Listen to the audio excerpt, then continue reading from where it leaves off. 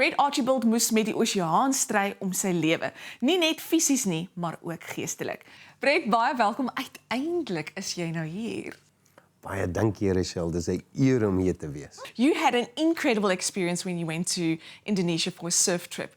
Can you give us a short version of it? I know it's very difficult. Rochelle, it is so difficult to put 28 and a half hours into a short version. But bottom line is, a bunch of friends, very close school friends, we'd all turned 50, went to Indonesia to have a life dream. And we did a crossing, which was a 207-kilometer crossing, and 100 kilometers into the crossing, 2:30 a.m., I was being violently ill, helping a friend on the top deck.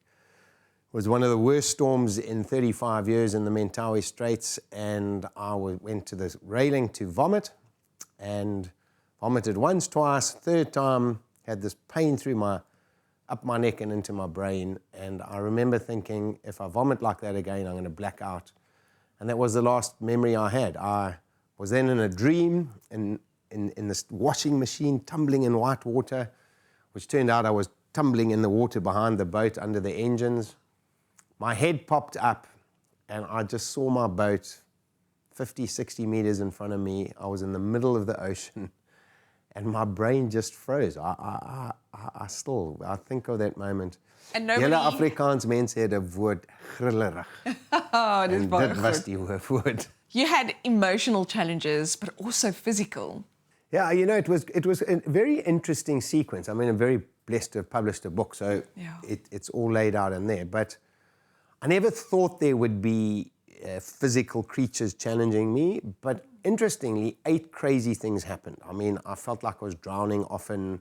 I cramped so badly. I got stung by jellyfish. I got stung by blue bottles. A shark bumped me. No ways. And seagulls. I mean, I still have this lovely white scar on my nose. They were trying to pluck my eyes out. And I used to love seagulls. I hate those birds now.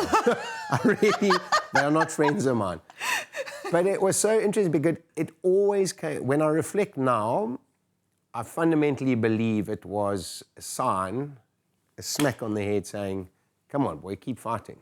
The human body is incredible because even when you think you're going to give up, you actually don't. And you found that.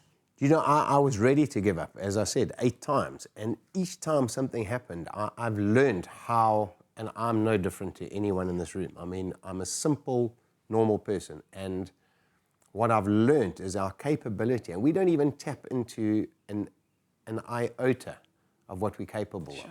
And you and I were chatting about running. I mean, we can go so much further than we believe. And that's taught me, that experience has taught me so many lessons in life, which helps when I talk to, especially young people. You know, it's so easy to give up. You've learned a lot of lessons out of your experience. But what is the one thing that you will always carry with yourself? Actually, it's summed up in my book. I call it my 3 Fs. Yeah. Faith, family, and friends. And interestingly, I went through, I mentioned earlier, I went through such a radical emotional roller coaster around Christianity, faith, church going. But I have this fundamental belief in my life that God was with me. And I just know, I mean... You said that the first time you came out of the water. He was just holding my hand. And interestingly, I find that when my faith is when I'm in a good place with my faith, I'm in a good place with my family, and a good place with all my friends, everything else just clicks. And life's good. Brett, you're an absolute inspiration. Thank you so much. Baie dankie.